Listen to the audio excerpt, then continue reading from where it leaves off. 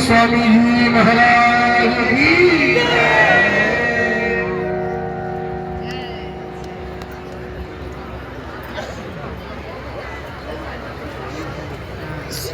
सिया राम सिया राम।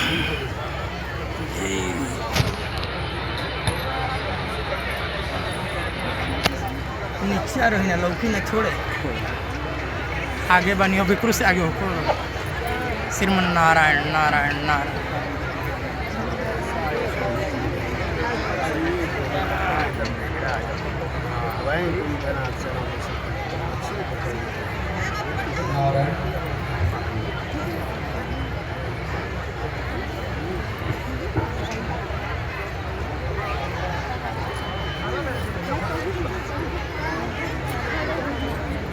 श्रीमन नारायण नारायण नारायण।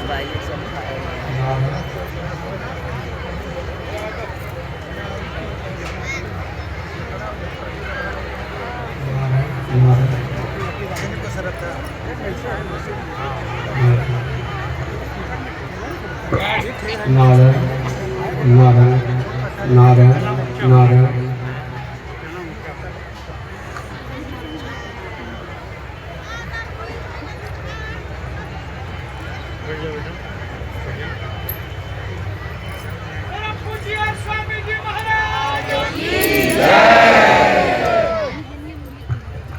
नारायण नारायण। प्रसाद बटवाइए व्यवस्था जो करने आई हो। बीच में जो खड़े हैं माताएं या पुरुष बैठ जाए और किनारे जो है वो खड़े रहेंगे।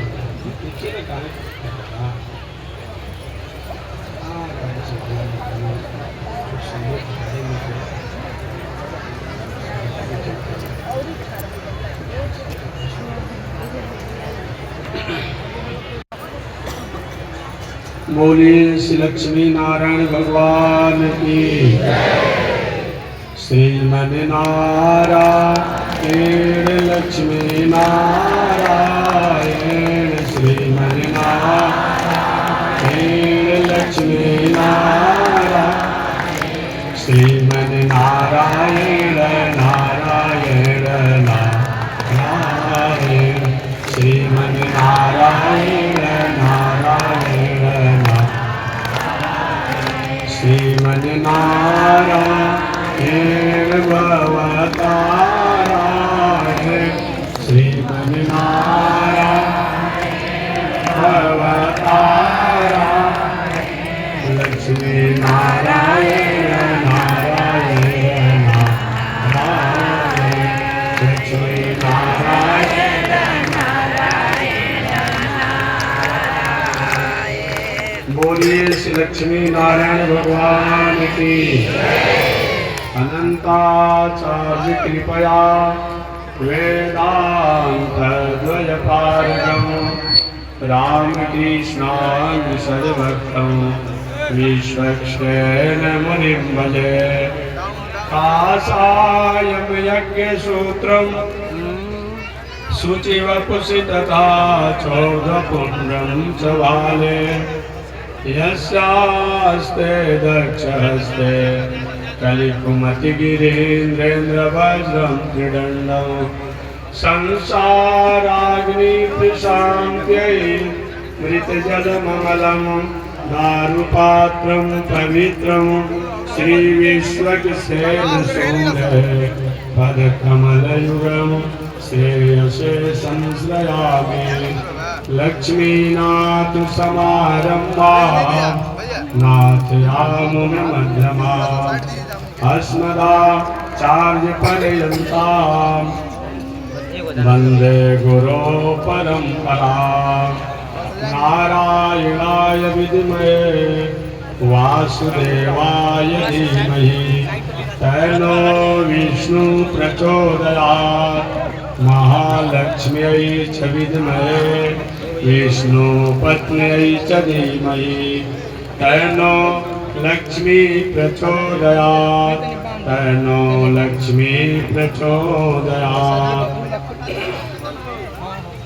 परमाराध्य श्री लक्ष्मी नारायण भगवान नित्य वंदनीय पूज्य गुरुदेव श्री त्रिगंडी स्वामी जी महाराज के जुगल चरणों में कोटिशा नमन भगवत भागवत आचार्य कैंकर्य पारायण महानुभाव।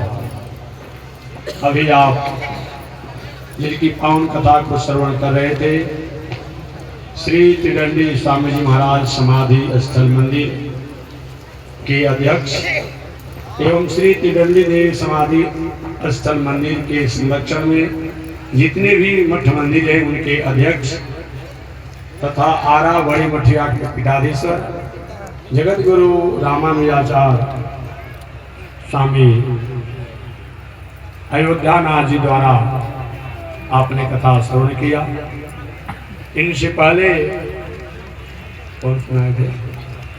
इनसे पहले जगत गुरु स्वामी चतुर्भुज जी जो वृंदावन से चलकर आए हैं उनके द्वारा आपने कथा श्रवण किया होगा। उनसे पहले श्री जगत गुरु मुक्ति नारायण स्वामी जी महाराज जो प्रयाग के पीठाधीश्वर है उनके द्वारा भी आपने कथा श्रवण किया होगा। उनसे पहले कौन सुना है? श्री ब्रिज किशोर शास्त्री जी जो विक्रमगंज के हैं, जो अच्छे सरस कथा सुनाते हैं, उनके द्वारा हुआ।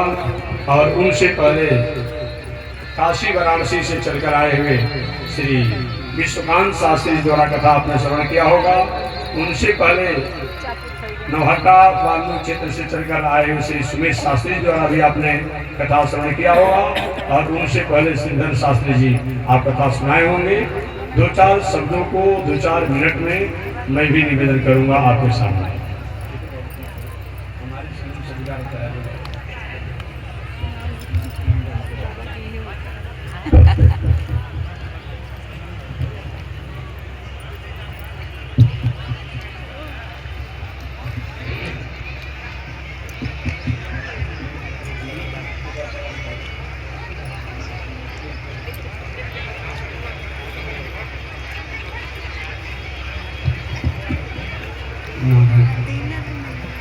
नारायण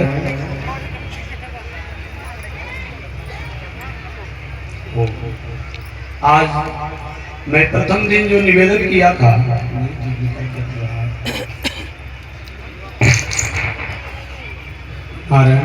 आज मैं निवेदन किया था प्रथम दिन कि मानव जीवन और धर्म का क्या संबंध है, जीवन में धर्म की क्यों आवश्यकता है। हमारा जीवन धर्म पर ही टिका हुआ है। जीवन से धर्म को अलग कर दिया जाए तो जीवन की पहचान होती ही नहीं। धर्म ही जो है हमारे जीवन की, संसार की, समाज की पहचान है। इसको कम करो।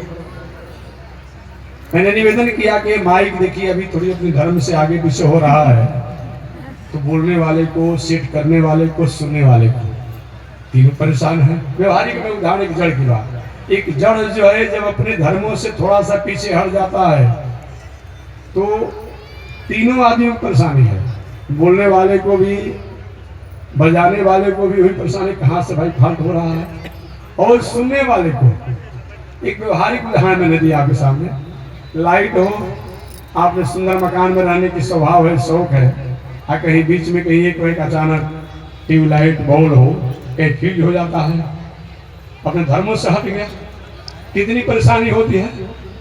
मिस्त्री भी कहाँ से फाल्ट हो गया, कहाँ से डिफॉल्ट हो गया, सबकी परेशानी होती है घर में रहने वालों को। एक जड़ भी अगर अपने धर्मों से अलग हो जाता है।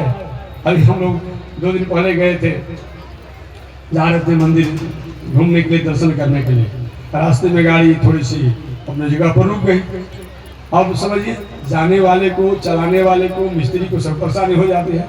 मैं कहना यही चाहता हूँ, जब जड़ भी अपने धर्मों से अलग हो जाए तो संसार को, समाज को, प्रकृति को, लोगों को परेशानी हो सकती है। हम मनुष्य अगर अपने धर्मों से अलग हो जाएंगे तो दुनिया कहाँ जाएगी, अर्थात हम कहीं के नहीं रहेंगे और कोई भी शांति से नहीं रहेगा। धर्म केवल मंदिर में बैठ कर के घंटी डोलाना ही नहीं होता है। धर्म केवल गंगा इत्यादि पवित्र नदियों में केवल स्नान करना नहीं होता है। धर्म केवल तीर्थव्रत करने को ही धर्म नहीं कहा जाता। जग जगादि करने को ही केवल धर्म नहीं कहा जाता है।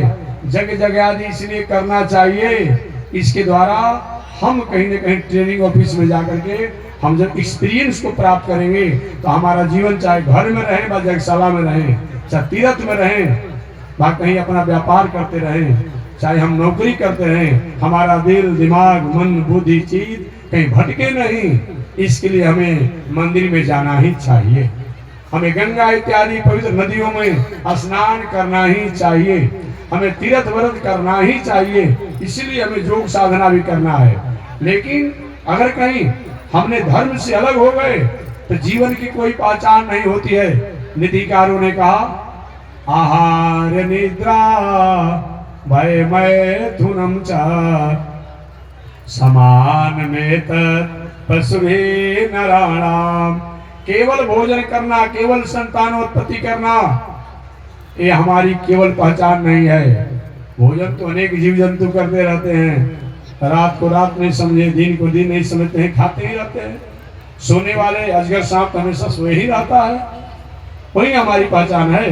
नहीं नहीं, हम भोजन भी करेंगे और शयन भी करेंगे। संतानोत्पत्ति की बात अगर करें तो अनेक पशु पंछी ऐसे हैं जो आपसे अधिक संतान जन्म दे देते हैं, कल ही आपकी पहचान है। नहीं नहीं, धर्मो एको अधिको विशेषा। नैतिकता जो है हमारी धर्म की पहचान है। हमारे में नैतिकता नहीं है, हमारे में कर्तव्य नहीं है, हमारे में धर्म नहीं है, तो हमारे जीवन की कोई पहचान नहीं होती है। ऐसे धर्म का कभी भी त्याग नहीं करना चाहिए। और कोई भी मनुष्य धर्म, सुनिए ना, कोई भी मनुष्य अपने धर्म से अलग है ही नहीं, ये भी मैं निवेदन करूंगा। कोई भी अलग नहीं है। इसीलिए चाहे किसी दर्शन का हो, बौद्ध दर्शन, इस्लाम दर्शन, सिख दर्शन, ईसाई दर्शन, पारसी दर्शन, जो भी दर्शन आप मानते हैं, क्योंकि और सब दुनिया में जितने हैं वो सब दर्शन हो सकते हैं, मजहब हो सकते हैं, विचार हो सकते हैं, धर्म नहीं हो सकते हैं। धर्म तो सृष्टि के प्रारंभ में होता है, बाकी धर्म रोज नया नया नहीं होता है। याद रखिएगा, जिस दिन इस सृष्टि हुई उसी दिन धर्म होता है। अब बाकी उस सृष्टि के बाद जो धर्म है उसमें कुछ न कुछ आर्टिकल को लेकर के, कुछ न कुछ शब्दों को लेकर के, कुछ न कुछ विचारों को लेकर के, कुछ न कुछ सिद्धांतों को लेकर के हम अपने जीवन में जीते हैं। और समाज को, संसार को, प्राणियों को जीने की जो प्रेरणा देते हैं, वह मजहब हो सकता है, वह पंथ हो सकता है, वह विचार हो सकता है, वह दर्शन हो सकता है, वह धर्म नहीं हो सकता। धर्म तो सृष्टि के प्रारंभ में होता है। आगे महाराज ने कहा तो जाता है, देखिए एक औपचारिक संबोधन के रूप में कह दिया जाए, बस तो जानने वाला जानता है। जैसे किसी ने अपनी बेटी का नाम इंदिरा रख दिया, तो लक्ष्मी जी का नाम इंदिरा है। क्या है? लक्ष्मी जी का नाम इंदिरा है, अमर घोष में लिखा हुआ है। इंदिरा लोक माता माँ क्षीरोद तनया रमा, ये अमर घोष का शब्द है।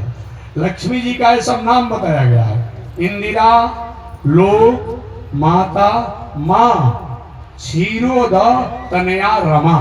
इंदिरा भी लक्ष्मी जी का नाम है, इंदिरा लोक भी लक्ष्मी का नाम एक है, प्रायाची शब्दों में एक भी नाम है। इंदिरा लोक माता माँ, माता भी शब्द है लक्ष्मी जी का नाम, और माँ भी है। इंदिरा लोक माता माँ क्षीरोद तनया रमा, और क्षीर सागर की तन्या बेटी भी है, और रमा भी उनका नाम है, इत्यादि नाम है। लेकिन अगर कोई अपने बेटी का नाम इंदिरा रख देगा तो अभी इंदिरा नामों से संबोधित की जाएगी, लेकिन जानने वाला व्यक्ति जानता है कि इनकी बेटी का नाम है, बस तो वो लक्ष्मी जी नहीं है। और बात व्यवहारिक, किसी कन्याओं को जब हम तुलना करते हैं, कहते अमुक कन्या जो है, इनका मुख जो है ये चंद्रमा के समान है, बस तो चंद्रमा कहीं अलग है, चंद्रमा अलग है, उनकी चांदनी अलग है। लेकिन जब तुलना किससे किया जाता है तो क्या होता है कि चंद्रमा से किया जाता है, चंद्रमा के चांदनी से किया जाता है। इसी को हम लोग, लेकिन जानने वाला जानता है।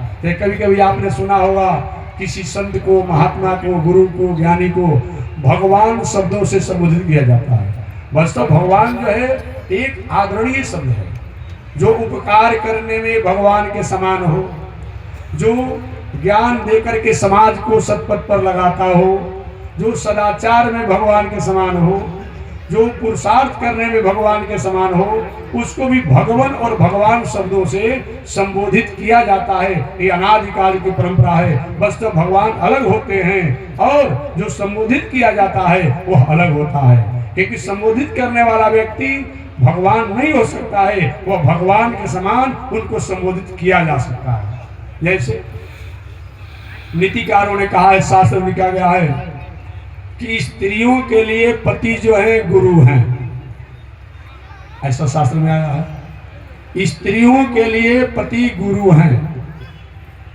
और थोड़ी सी असहज बात हो जाती है भाई, सभी स्त्रियों के लिए अगर उसका पति गुरु हो गया तो गुरु के साथ तो बहुत बड़ा उच्च विचार रखा जाता है ना। अब गुरु से उच्च विचार रखा जाता है। यहाँ नीतिकार शास्त्रकारों ने कह दिया कि स्त्रियों के लिए पति जो होता है वह गुरु है।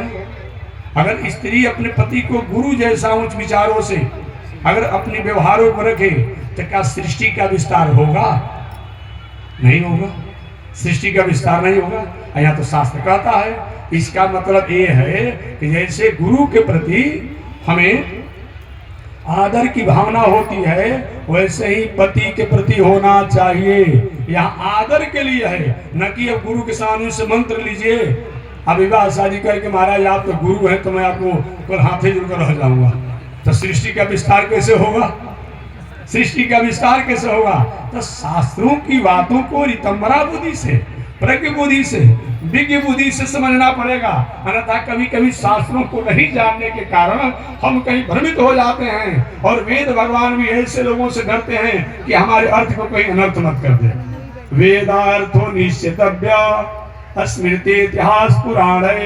वेदार्थो, वेद का अर्थ निश्चितव्य, निश्चय किया जाता है स्मृति से, इतिहास से, पुराणों से। इसलिए कभी किसी शास्त्रों में ऐसी कोई बात आपको उलझन भरी हो तो उस पर रितंबरा बुद्धि, हमेशा मैं कहता हूँ, रितंबरा बुद्धि से, प्रज्ञ बुद्धि से, विज्ञ बुद्धि से उस पर थिंकिंग करना चाहिए, उस पर चिंतन करना चाहिए, उस पर विचार करना चाहिए। अन्यथा कभी कभी शास्त्र को पढ़कर भी हम भ्रमित हो सकते हैं। शास्त्र को पढ़कर भी हम भ्रमित हो सकते हैं। अतः शास्त्रों की बातों को हमें कहीं न कहीं अनुशीलन करना चाहिए, परिशीलन करना चाहिए, विचार करना चाहिए, तब कहीं शास्त्रों का अनर्थ नहीं होगा।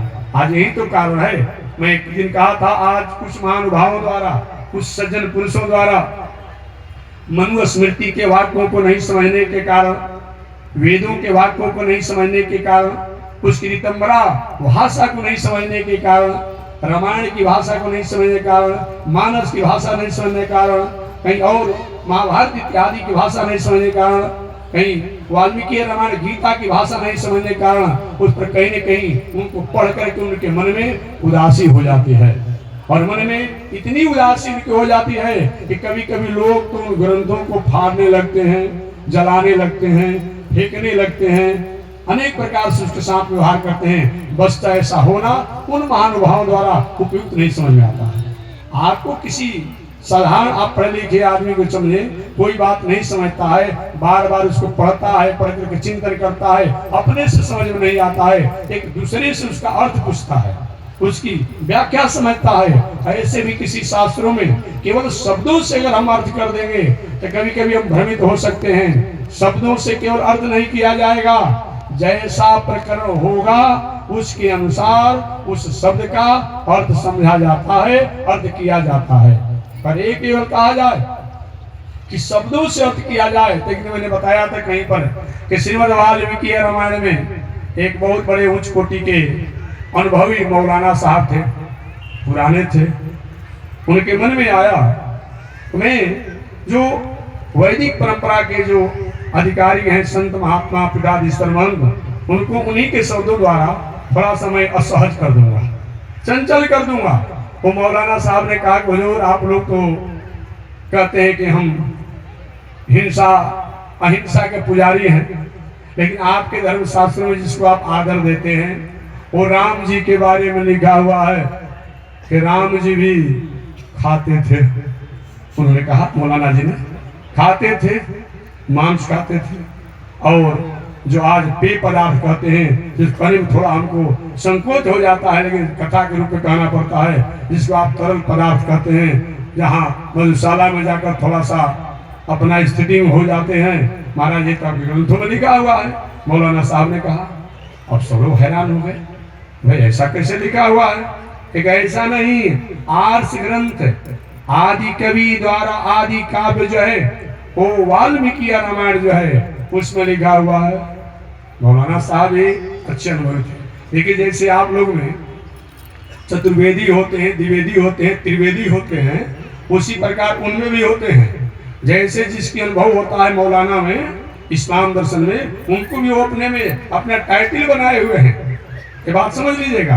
तो वाल्मीकि रामायण ले आए और ला कर कहीं देखिए लिखा हुआ है, लिखा है वाल्मीकि रामायण में कि 14 वर्ष की समय काल में भगवान श्री राम ने, ये मौलाना जी ने जो कहा वो जो बड़े महंत संत उनसे, 14 वर्षों की वनवास की यात्रा में भगवान श्री राम ने 2 दिन केवल सेवन नहीं किया मांस का, उन्होंने कहा, और 2 दिन केवल पान नहीं किया तरल पदार्थ का। सब लोग आश्चर्य हो जाएंगे, अरे क्या बात करते हैं। और लिखा था क्या श्लोक मैंने बोला, न मांसम भूंजते राजन च वारुणी पीवे, यही श्लोक है। अब सब मैं कहना चाह रहा हूं कि शब्द के द्वारा क्यों अर्थ किया जाएगा। ये कैसा शब्द है जी, न मांसम भूंजते राजन च वारुणी पीवे। 2 दिन राम जी सेवन नहीं किए और वारुणी का पान नहीं किए। अब थोड़ा सा समझिए, जो राम जी अयोध्या से जब चले, अपनी राजपनही को, राज पोशाक को त्याग दिए जी, वनवासी भेष में रहे, और भला ऐसा कोई काम करेंगे? ये दिमाग है? अरे साधारण जो व्यक्ति दिन भर में 3 वाली मछली खाता हो, बात समझिएगा, 3 बार मछली खाता हो, 3 बार मांस खाता हो, 3 बार शराब पीता हो, और कहीं उसको छठ करना हो तो छठ के अवसर पर कितना व्रत में रहता है जी? 1 दिन के व्रत करने में हम कितना नियम से रहते हैं। और भले ही दिनों में नगर पालिका के कर्मचारियों द्वारा रोड को, गली को, नली को साफ किया जाता हो, लेकिन जब छठ का अवसर आता है तो देखिए अपने लिए सब साफ हो जाता है, जिस रास्ते से जाना हो। यही एक हमारे भारतवर्ष का, विश्व का एक कितना पवित्र पर्व आज भी है, जिसके प्रति आज भी हमारी सात्विक वृत्ति है और पर्व है, लेकिन थोड़ा सा उसमें आगे पीछे हो गया है। लेकिन एक छठ व्रत जो है, इसमें आज भी लोगों की एक सतोमय की स्थिति आज भी बनी हुई है। एक समान व्यक्ति जो 3 बार 6 बार मांस मदिरा खाने सेवन करने वाला है, जब कहीं छठ व्रत करना होता है तो क्या करता है? नहीं करता है। अब भला ये व्रत में, 1 दिन के व्रत में, अब भगवान श्री राम ने 14 वर्ष का वनवासी का व्रत लिया है कि वनवासी वेश में रहेंगे, तपस्वी वेश में रहेंगे, वानप्रस्थ वेश में रहेंगे। वानप्रस्थ का मतलब होता है कि पत्नी हो तो ठीक ही हो और नहीं हो तो ठीक ही है। तो पत्नी के रहते हुए भी पत्नी से पूजा पाठ धर्म कर्म में ही, संत महात्मा के आश्रम में जाकर दर्शन करने में ही जीवन जिएंगे, बाकी और कुछ नहीं करेंगे। ऐसा भगवान श्री राम जो व्रती का जीवन जीने वाले हैं, वो भला ऐसा हो सकता है? लेकिन वाल्मीकि रामायण में लिखा हुआ है। तो शब्दों द्वारा अर्थ करेंगे तो तुम भ्रमित हो जाएंगे। इस भ्रम का कोई समाधान नहीं है। इसलिए अब इसका अर्थ क्या होता है? न मांसम भूंजते राजन न च वारुणी पीवे। इसी को मौलाना साहब लिखा, देखिए लिखा हुआ है। अब उसमें कहा कब नहीं किए? एक दिन जब प्रथम बार दशरथ जी को जब मृत्यु की समाचार भगवान श्री राम ने सुना, तो मृत्यु के समाचार सुनने के बाद उस दिन पिता के शोक में ही रह गए। और दूसरी बार लक्ष्मण जी को जब शक्ति बाण लगी थी, उस समय मौका ही नहीं मिला, उनकी गोदी में पड़ रह गए। उस दिन उनको मौका नहीं मिला, बाकी दिन तो अपने दिनचर्या में रहते ही थे। अब इसका अर्थ क्या किया जाएगा? न मांसम भुंजते राजन न च वारुणी पीवे। मांस माने केवल मांस नहीं होता है, जो फल होते हैं वो फल का जो छिलका जो होता है उसको चाम कहा जाता है। फल का जो गूदा होता है वो मांस कहा जाता है, और फल का जो गुठली जो होता है उसको हड्डी कहा जाता है। तो भगवान श्री राम 14 वर्षों के अंतराल में 2 दिन फल के गूदी तक भी नहीं खाए। इतने अपने, एक बार तो पिताजी के शोक में और दूसरी बार लक्ष्मण जी को शक्तिवान लगने पर। तो यहाँ मांस माने मांस नहीं, मांस माने फल का गूदी तक नहीं खाए। छ वारुणी पीवे। और वारुणी की बात आती है तो वारुणी माने योग साधना में एक खेचरी मुद्रा होती है। एक खेचरी मुद्रा का मतलब होता है कि जीभ को उलट करके और कंठ के नीचे स्पर्श करना और बैठ करके ध्यान चिंतन जप इत्यादि करना। जब तक हम ध्यान चिंतन करते हैं एक अमृत जैसा एक स्वाद, एक रस हमारे शरीर को मिलता है। ये संपोषित होते हैं और शरीर में स्फूर्तियां बनी रहती है, तन्मयता बना रहता है। जैसे कोई नशा का नशेड़ी जो है, जो अपनी बात कहेगा तो कहते रहेगा, वो दूसरी की बात सुनता नहीं है। तो ऐसे इस रस के कारण हम जहाँ तन्मयता में रहते हैं वो तन्मयता हमारी भंग नहीं होती है। इसका नाम क्या है? खेचरी मुद्रा है। तो 2 दिन भगवान श्री राम जो है उस खेचरी मुद्रा द्वारा जो रस प्राप्त होता है उसके स्वाद को भी नहीं लिए। इसलिए शास्त्रों की बातों को जानने के लिए ऋतंबरा बोधि, प्रज्ञ बोधि होनी चाहिए, अन्यथा शास्त्रों के वाक्यों को नहीं समझ करके हम भ्रमित हो सकते हैं। तो मैं निवेदन करना चाहा, कुछ महानुभावों द्वारा शब्दों को नहीं समझने के कारण या शब्दों की भावों को नहीं समझने के कारण या प्रकरण नहीं समझने के कारण कभी कभी अपने में असहज हो जाते हैं। अभी सामान्य रूप में एक शूद्र शब्द पर बहुत बड़ा विवाद लोगों में चल रहा है। लेकिन शूद्र का मतलब क्या हो जानते हैं? चाहे वो ब्राह्मण हो, चाहे क्षत्रिय हो, चाहे वैश्य हो, चाहे और कोई भी हो, जो व्यक्ति खान पान रहन सहन उठन बैठन बोल चाल संगत से बिगड़ा हुआ हो तो उस जमाने में उनको शूद्र से संबोधित किया जाता था। बात समझिए। और ऐसे आप नहीं मरा तो और लोग क्या संबोधित होता था? आप पूजा कराते आपको पता नहीं है? आपको पूजा कराते पता होना चाहिए। शिव संकल्प में 4 ही बात आती है। और हमारे विश्व में, हमारे दुनिया में तो जितना कम से कम हमारी प्रजातियां हैं, जातियां हैं, और कोई है ही नहीं। 4 ही चातुर्वर्ण्यम मया सृष्टम, भगवान ने कहा श्रीमद् भगवत गीता में। भगवान के 4 ही वर्ण है, 4 ही जात है। कौन कौन? ब्राह्मण, क्षत्रिय, वैश्य और दास। तो जब संकल्प किया जाता है तो ब्राह्मण को तो ब्राह्मण कहा ही जाता है, क्षत्रिय तो क्षत्रिय कहा ही जाता है, उनको वर्मा शब्दों से कहा जाता है। और जो वैश्य हैं उनको गुप्ता या गुप्त शब्दों से संबोधित किया जाता है संकल्प में। और जो लोग हैं उनको दास शब्दों से संबोधित किया जाता है। कहीं किसी को अपमान करने की कोई बात नहीं। जो भारतीय दर्शन, वैदिक दर्शन समाज और राष्ट्र को लेने की बात करता है, हम उन ऋषियों द्वारा बनाए गए ग्रंथों में भला किसी को अपमान करने की बात होगी? नहीं। हमारा आचरण अगर गलत है तो वहां थोड़ी सी अनुशासन करने की बात आती है। बताया तो गया है। मैं निवेदन करता हूँ, अगर ये कहा जाए कि कई पक्षपात की बात, तो रावण को राक्षस कौन जानने वाला था? काहे कहा जाएगा? उससे बड़ा विद्वान, उससे बड़ा ज्ञानी, धनवान, वैभववान, पदवान, ऐश्वर्यवान, माने क्या नहीं था। एक उस रावण को और राक्षस संबोधित किया गया। क्यों? आचरण के चलते। और क्या उसमें कमी था जी? सबरी जी को कौन उनको भक्ता जाना? आप कहे हैं कि आपके बाप दादा कहे हैं? कौन कहा है? कौन लिखा है? लिखने वाला बताइए। उस सबरी को भक्ता क्यों कहा गया है? उनकी नैतिकता पर, उसकी मौलिकता पर, उसकी कर्तव्य पर, उसकी मर्यादा पर सबरी को भक्ता कहा गया है। श्रीमद् वाल्मीकि रामायण में लिखा है, सबरिया पूजित सम्यक जाते दशरथ आत्मज। सबरिया पूजित सम्यक, सबरी ने जैसा राम जी का स्वागत सत्कार किया त्रेता युग में और किसी ने नहीं किया। क्योंकि सत्कार समान तो राम जी को भरद्वाज मुनि के आश्रम पर भी हुआ और भी अगस्त मुनि के आश्रम पर हुआ, बहुत जगह हुआ। लेकिन यहाँ कैसे हुआ? सबरी के पास बहुत साधन नहीं थे, संसाधन नहीं था, धन संपत्ति नहीं था, वैभव नहीं था। क्या किया? बेर के फल ला करके और राम जी को मीठा मीठा बेर दे दिया, प्रभु खाइए, यही मेरी क्षमता है। लेकिन वाल्मीकि रामायण में स्पष्ट बताया गया सबरी के पास साधन नहीं थे, संसाधन नहीं थे, लेकिन सबरी के पास भाव था। उस भाव के कारण ही वाल्मीकि रामायण में भरद्वाज ऋषि की बात नहीं आई। अरे भाई, आपके पास लाख रुपया हो और लाख रुपया में कहीं जीवन स्वामी का अपने 100 रुपया दान दे दिया, ये बहुत बड़ी उपलब्धि नहीं है। आप मजदूरी करते हैं 200 रुपया का, 300 रुपया का, 500 रुपया का, आप 500 रुपया में जो 100 रुपया देता है उसकी बहुत बड़ी उपलब्धि है।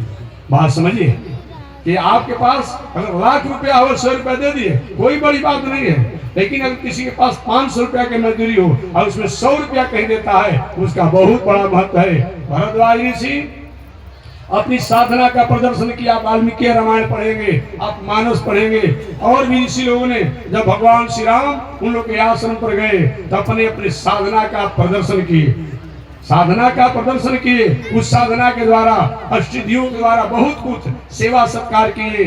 लेकिन जब सबरी के आश्रम भगवान श्री राम गए तो जाने के बाद क्या हुआ, सबरी ने मीठा मीठा भेंट दे दिया। और एक बात और मैं वहां भी बताया था कि ऐसा देखिए, और आश्रम पर जब भगवान श्री राम घूम रहे थे उस समय छोटे छोटे ऋषि कुमार जो सबरी के आश्रम के आसपास रहते थे, कहे सबरी मैया, अरे राम जी जंगल में घूम रहे ऋषियों के आश्रम पर, चलो ना दर्शन कर लो। तुम हमेशा राम जी का भजन करती हो, जजन करती हो। सबरी ने कहा कि मैं चलकर दर्शन तो कर सकती हूँ, लेकिन मेरे गुरुदेव ने कहा है कि सबरी तुम राम राम कह, तेरे घर राम आएंगे। अगर कहीं मैं दर्शन करने के लिए जा गए और दूसरे रास्ते से कहीं राम जी मेरे आश्रम पर आ गए तो मेरे गुरु जी का वचन झूठा हो जाएगा, सेवा नहीं कर पाऊंगा। और मेरे गुरु जी कहे हैं कि निश्चित रूप में राम आश्रम पर आएंगे तो आएंगे। ऐसे विश्वास के साथ सबरी रही।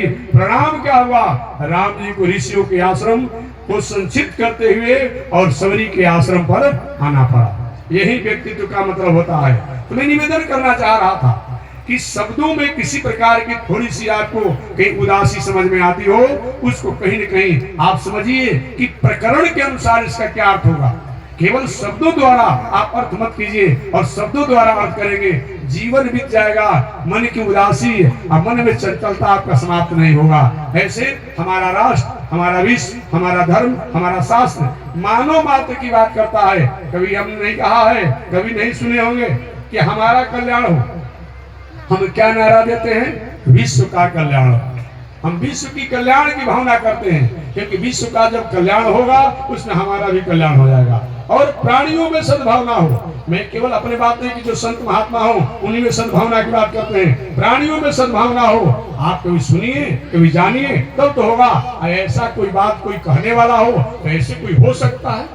हर घर में, हर परिवार में अच्छे लोग होते हैं, एक तो झगड़ाऊ नहीं होते हैं, विवादी नहीं होते हैं। क्या करें, है तो परिवार का सदस्य, क्या कर सकते हैं। ऐसा कहीं आपको बात सुनने में, समझने में हो रही हो, उस पर बहुत ध्यान नहीं देते हुए भूय शाम विपदेश ना प्रसिद्धि मूला, ये विचार करते हुए जीवन जीना चाहिए। तो मैंने निवेदन कर दिया कि धर्म का मतलब मंदिर में जाना भी होता है, यज्ञ आदि करना भी होता है, तीर्थ व्रत करना भी होता है, लेकिन धर्म का मतलब यही होता है कि किसी कारण से, किसी प्रकार से कभी भी हमारे जीवन में जो भटकाव हो गया है वो भटकाव अब हमारे जीवन में नहीं आएगा। ऐसा विचार करके अगर हम जीवन जीते हैं, इससे श्रेष्ठ धर्म नहीं है। अबना नसानी अबना न सही हो, जो बीत गई सो बात गई, जो हो गया सो हो गया। अब हमारे जीवन में भटकाव नहीं होगा।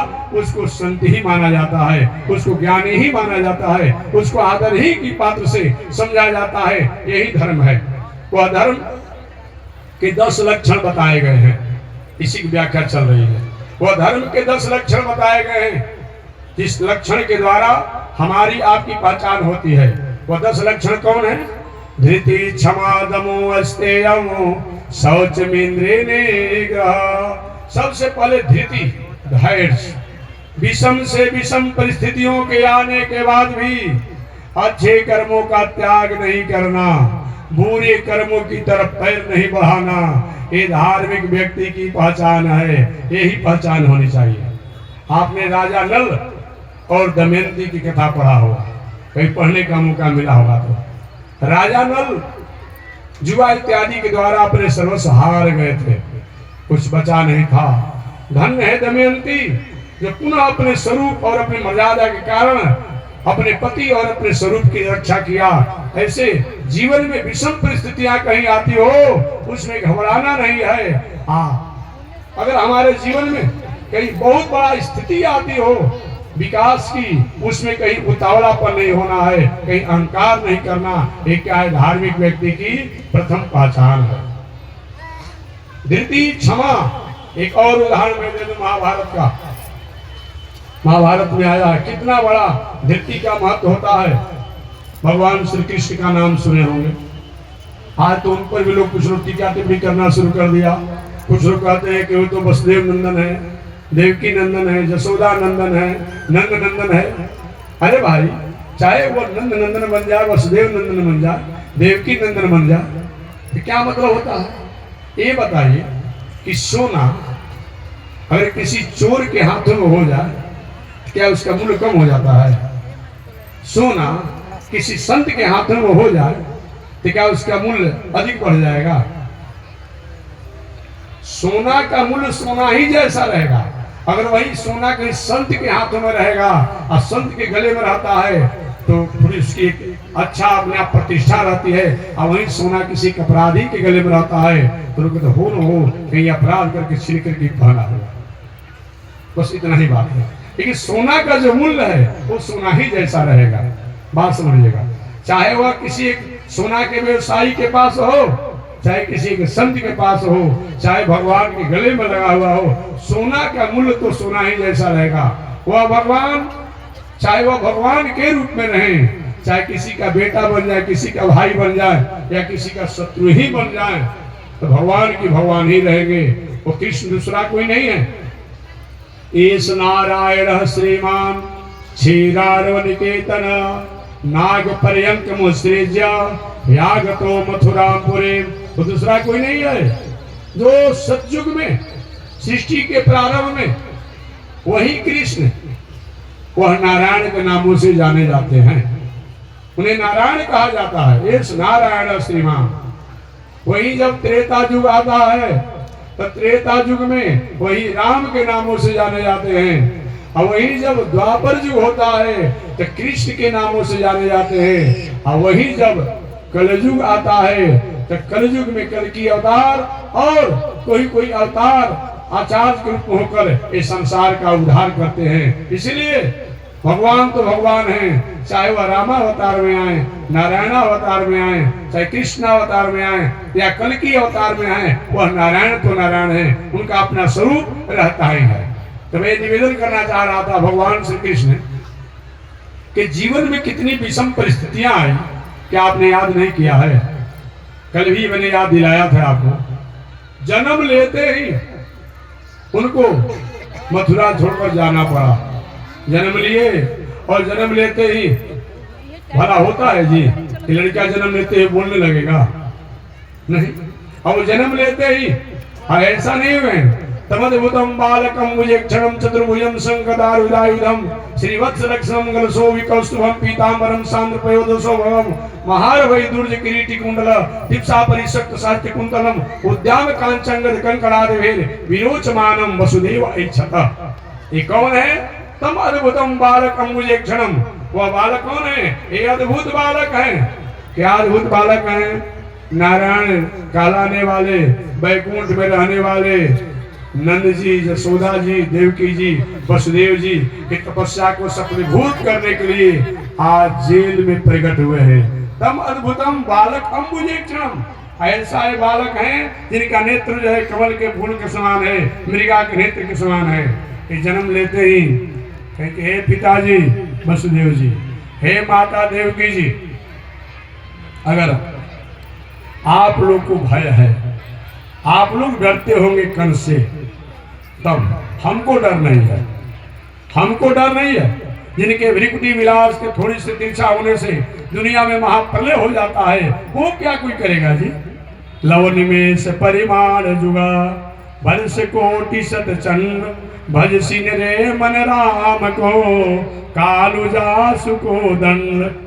उनको क्या डर है जी? नहीं नहीं, कि अगर आप लोग को डर है तो हमको गोकुल में पहुंचा दीजिए। जन्म लेते ही अगर लड़का कहीं बोलने लगे, क्या समझा जाएगा जी? इस पर कोई दैविक प्रकोप है, जल्दी घर से बाहर निकालिए, तो बहुत उपद्रव हो जाएगा।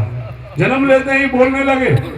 कुछ देर के लिए तो वसुदेव जी और देवकी भी हैरान हो गए। अरे लड़का भला ऐसा बोलता है? फिर भी क्योंकि आप लोग डरने की जरूरत नहीं है। आप लोगों ने तपस्या किया था, साधना किया था, वरदान प्राप्त किया था। जो आपकी वरदान तपस्या और साधना को पूरा करने के लिए मैं आपके पास आया हूँ। अच्छा, पर कहे ही नहीं, समझिए ये भी जन्म लिए भला ऐसा होता है? सब लोग जहाँ थे वहीं सो गए। आप सुनते ही हैं किवाड़ खुल गया, हथकड़िया खुल गई। लोग कहते महाराज जी सब बकवास की बात हम लोग करते हैं, भला ऐसा होता है? और मत कहिए ना, अभी तो ऑटोमेटिक द्वार चल गया है, किवाड़ चल गया है, मकान चल गया है। ट्रेन की यात्रा कर रहे हैं ना, अभी नया जो सरकार द्वारा खोला गया है, अपने से गेट बंद हो जा रहा है, अपने से गेट खुल जा रहा है। जिस स्टेशन पर आना हो स्टेशन को घोषणा भी कर रही है। और काहे के ऐसा शंका कर रहे हैं? एक जमाना होगा जो विज्ञान की तकनीकी से शायद हम अनुभव नहीं किए होंगे, तब हम ऐसा कह सकते थे कि और कहने की आवश्यकता नहीं है। जब एक ट्रेन की यात्रा करते समय अपने से घर में रहते समय, आज का जो लेटेस्ट घर जो ऐसा कुछ बना हुआ है, उसमें जब ये व्यवस्था हो सकती है, और जो सबके दिमाग बनाने वाले हों, उस विज्ञान की तकनीकी को जिनके द्वारा प्राप्त होता है, वो अपनी विज्ञान की तकनीकी को अगर अपने द्वारा संसार में जनाना चाहें, कौन आश्चर्य की बात है? अब आश्चर्य नहीं करना चाहिए। अपने से किवाड़ खुल गया जेल का, हथकड़िया भी अपने आप में खुल गई और सब लोग सो गए, कोई आश्चर्य नहीं।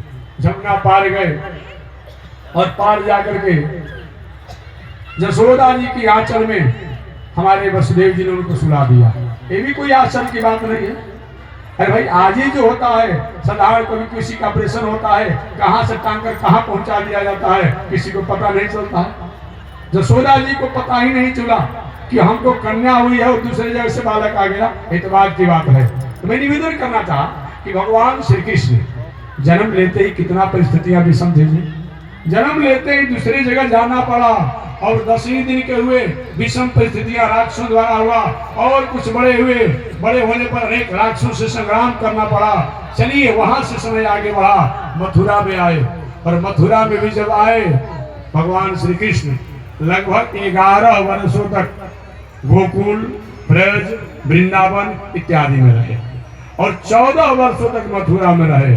अभी 14 वर्ष रहने का मौका ही हुआ, कुछ ही दिन रहे होंगे कि अचानक राक्षसों का, दैत्यों का, असुरों का तांडव शुरू हो गया। कभी काल जौन से लेकर के जरासंध से लेकर के। देखिए एक बात और मैं कहूंगा, कल भी मैंने कहा था, आपका जो देश है ना, आपका बिहार प्रदेश है ना, बहुत बड़ा साहसी है, याद रखिएगा। ये जरासंध भगवान श्री कृष्ण 18 बार संग्राम किया, 17 बार तो भगवान श्री कृष्ण ने जरासंध को हरा दिया, 17 बार हरा दिया, लेकिन ये भी छोड़ा नहीं साहस को। और 18वीं बार पुनः मथुरा पर चढ़ाई किया। कृष्ण भगवान को मथुरा छोड़ करके द्वारिका जाना पड़ा। तो कितने आप साहसी हैं, आप ये बात को समझ लीजिएगा। ऐसे आप जुझारू हैं। आपका देश, आपका जो है ना, बहुत बड़ा जुझारू है। इतिहास गवाह है, ये हम नहीं कहते हैं, इतिहास और पुराण गवाह है कि भगवान श्री कृष्ण जो पूरी दुनिया के नियामक और नियंता है, उनको भी 18वीं बार जो है क्या किया, यहाँ से उनको द्वारिकापुरी पहुंचा दिया। इससे भले होना अच्छी बात नहीं है, लेकिन मैं एक उपदेश देना चाहता हूँ। संघर्षशील व्यक्ति जो होता है, जरासंध द्वारा जो संघर्ष किया गया, संघर्षशील व्यक्ति जो होता है, असफलता सफलता सफलता से लुढ़कते हुए एक न एक दिन कहीं न कहीं अपने सफलता के मुकाम और सुपान पर पहुंचने का वो अधिकारी बन जाता है। ये जरासंध द्वारा 18 बार जो भगवान श्री कृष्ण संग्राम किया, इससे हम और आपको संदेश प्राप्त हुआ। भगवान श्री कृष्ण मथुरा से द्वारिका चले गए, विवाह शादी हुआ, परिवार के साथ रहे, रोज कुछ न कुछ विवादें चलते रहा। 125 वर्ष की आयु बिता करके थोड़ा बुढ़ापा में अपने परिवार, बाल बच्चों के साथ, नाती पोता के साथ, समाज के साथ थोड़ी सी अमन चैन में रहना ही चाहे कि अपने ही परिवार के कुछ लोग जिनका खान पान चंचल हो गया था और खान पान चंचल होने के कारण ऋषियों के शाप के कोप के भाजन बने और पूरे द्वारिकापुरी तहस नहस हो गई। भगवान श्री कृष्ण को भी अंतिम श्वास अपने जीवन को समेट करके, इस लीला शरीर को समेट करके जाना पड़ा। एक दिन भी जीवन में शांति मिला भगवान श्री कृष्ण को नहीं। लेकिन आप जब भी देखेंगे फोटो उनका, जब भी फोटो देखिए हमेशा मुस्कुराते रहते हैं। ये सज्जन पुरुष का लक्षण होता है, ये धीर पुरुष का लक्षण होता है। जीवन में परिस्थितियां तो आती रहेगी। एक और व्यवहारिक बात हमेशा मैं सुनाते रहता हूँ, जैसे हम नहीं चाहते हैं, हमारे नहीं चाहने के बाद भी दुख हमारा पीछा नहीं छोड़ता है। हमारे नहीं चाहने के बाद भी दुख हमारा पीछा नहीं छोड़ता है, तब नहीं भी इच्छा करेंगे और विवेकपूर्ण कर्म और कर्तव्य करते हैं तो हमारा सुख भी हमारे पास आ जाएगा। आप नहीं चाहते हैं कि रात्रि जाए, फिर भी रात्रि का समापन होता है, दिन आ जाता है, और हम नहीं चाहते हैं कि दिन का समापन हो, पुनः रात्रि आ जाती है। उसी प्रकार ये दुनिया चलती रहती है। ये सुख और दुख तो हमारे जीवन में आते रहेंगे और जाते रहेंगे। ऐसा विचार करके हमें जैसे दुख की कामना नहीं करते हैं, उसी प्रकार से सुख की भी कामना नहीं करनी चाहिए।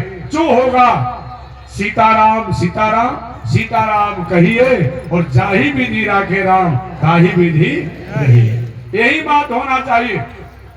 जहां ले चलोगे वही मैं चलूंगा और जैसे रखो नाथ वैसे रहूंगा। ये विचार करते हुए जीवन की हर परिस्थितियों में मुस्कुराते रहना चाहिए। इससे क्या होता है, ठीक है हमारे जीवन में परिस्थितियां तो आएगी, विषम परिस्थितियां आएगी, लेकिन मुस्कुराते रहने से क्या होगा, हमारा आत्मबल जो है, हमारा विल पावर जो है, हमारा मनोबल जो है वह ठीक रहता है और आगे चल करके हम सत्पथ पर चलने के, हम प्रेरणा के अपने आप कहीं अधिकारी होते हैं। यह विचार करते हुए हमेशा व्यक्ति को धैर्य होना चाहिए।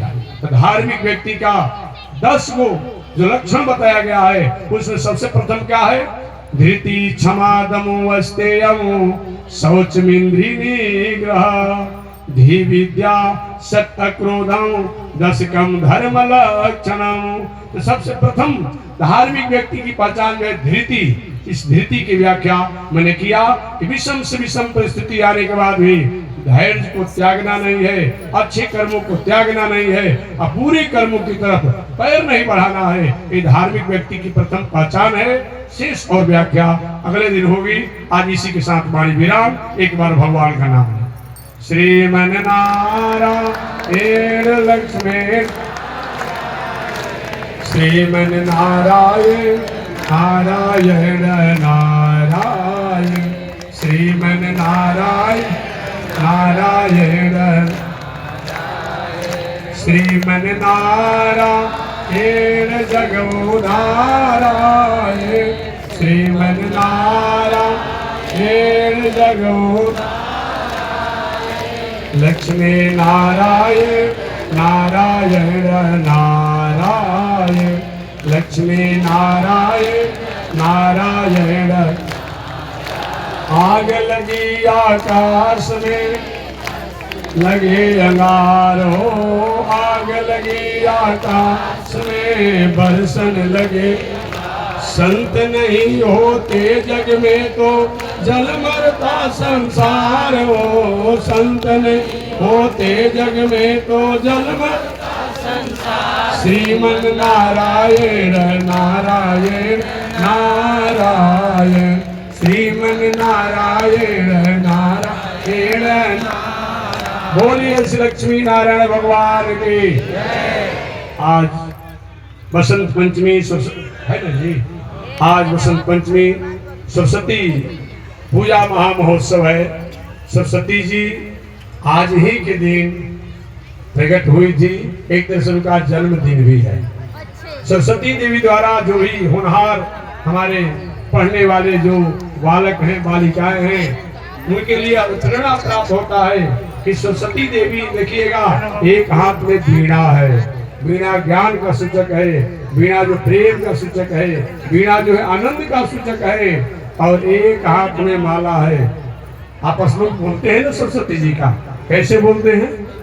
आप कहते हैं कि फटीक का माला लिए सरस्वती जी हैं। उसी प्रकार से चाहिए जो भी पढ़ने वाले होनहार, चाहे इंजीनियर बनना चाहते हो, डॉक्टर बनना चाहते हो, वैज्ञानिक बनना चाहते हो, आप जहाँ भी रहिए, प्रदेश में रहिए, गांव में रहिए, जिला में रहिए, जहाँ भी रहिए, लेकिन आपका जीवन में संस्कार होना चाहिए, सदाचार होना चाहिए।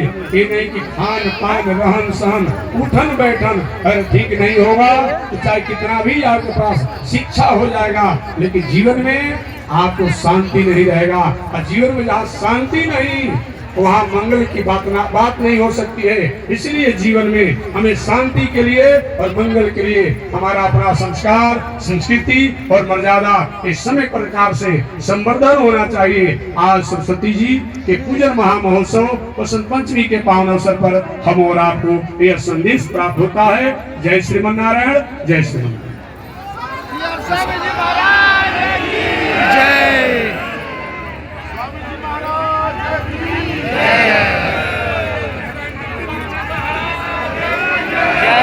ओम चंद्रमा मनसो जात चक्षो सूरजो अजायत श्रोत्राद्वायुष प्राण समुखा अग्निरजायत श्रीशते लक्ष्मी सपत्न्या वहोरात्रे पार्श्वे नक्षत्राणि रूपमस्मिनो व्यातम् विश्वे निखाण मोमयि खाण सर्वलोकं मयि खाण आसायं यज्ञसूत्रं शुचिवपुषि तथा शोर्धपुण्ड्रं च भाले यस्यास्ते दक्षहस्ते कलिकुमति गिरीन्द्रेन्द्रवज्रं त्रिदण्डं संसाराग्नि प्रशान्त्यै घृतजलममलं दारुपात्रं पवित्रं श्रीविश्वक्सेन शौरे पदकमलयुगं श्रेयसे संश्रयामि अमर्यादय शूद्रस् चलमतिरसोया प्रसवो कृतघ्नो दूरमाने स्मर परवसो वञ्चन पर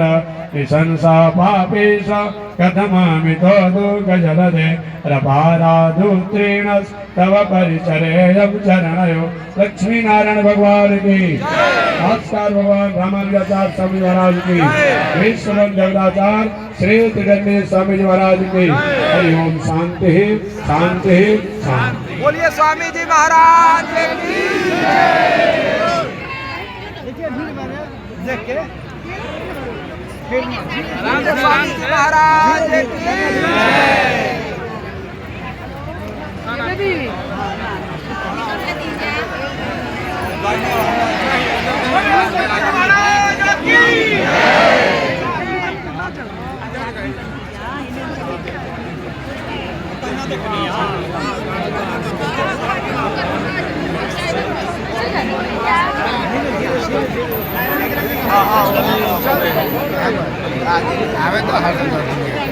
चलिए चलिए जहाँ एकदम आगे वाली है ज़्यादा संभालने के लिए। श्रीमन नारायण नारायण नारायण नारायण नारायण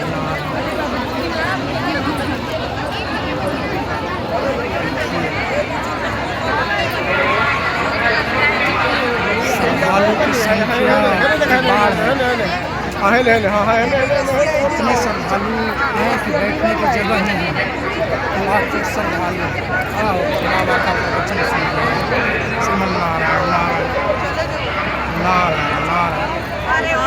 ऐसे महासंत का दर्शन नहीं है परम भक्त।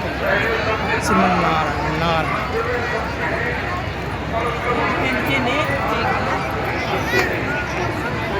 श्रीमन नारायण नारायण।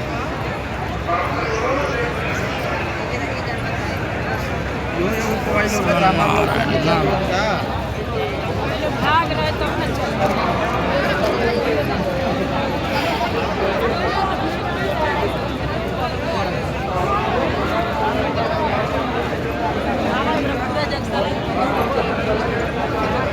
श्रीमन नारायण नारायण नारायण। देख सकते हैं श्रद्धालुओं की पैर रखने की जगह है। अभी बाबा का प्रवचन श्रीमन नारायण नारायण श्रीमन नारायण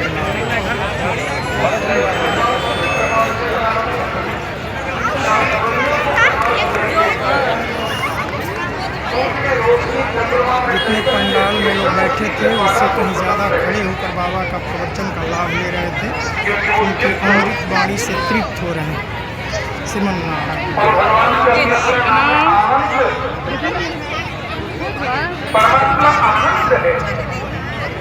आनंद की तो बड़ी विचित्र, बड़ी पवित्र, बड़ी अद्भुत परिभाषा है। वैसे हम लोगों ने तो आनंद को बड़ा पवित्र बना दिया। हाँ, हमें तो चाट पकौड़े खाए बोले आनंद आ गया। श्रीमन नारायण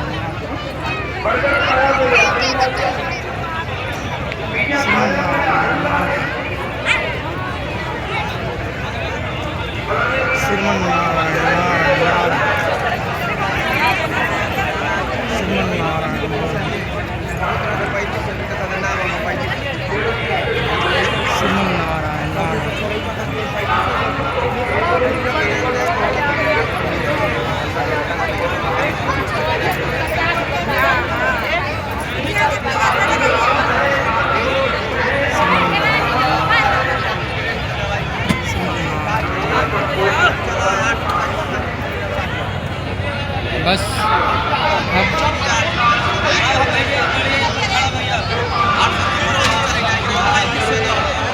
यहाँ का वीडियो बनाना समाप्त करते हैं। श्रीमन नारायण, सभी भक्तों का श्रीमन नारायण, नारायण नारायण, श्रीमन नारायण, नारायण।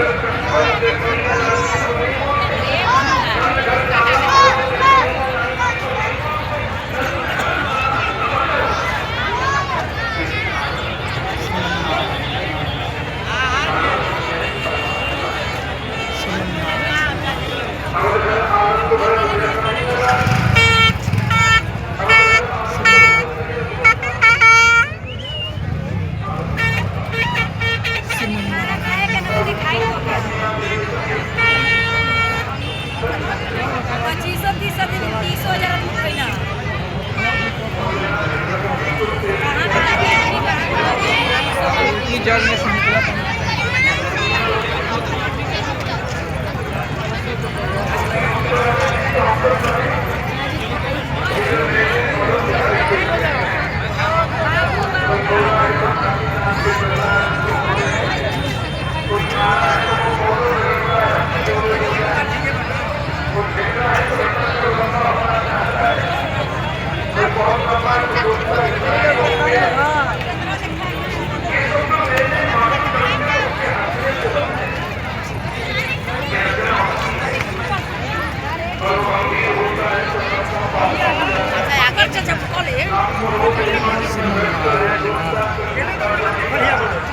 चप्पल है देखा तनी खेली कहीं से खोले बनी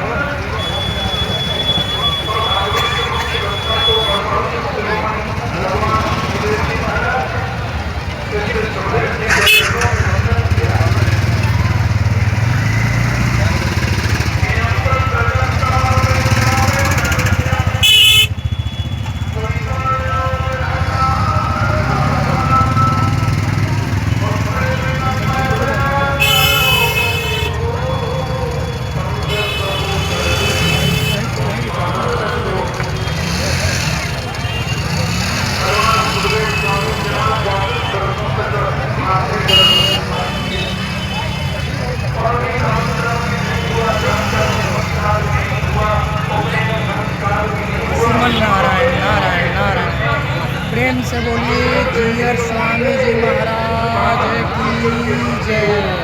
श्रीमन नारायण नारायण जोर से बोलिए। जीयर स्वामी जी महाराज की जय। श्रीमन नारायण नारायण नारायण।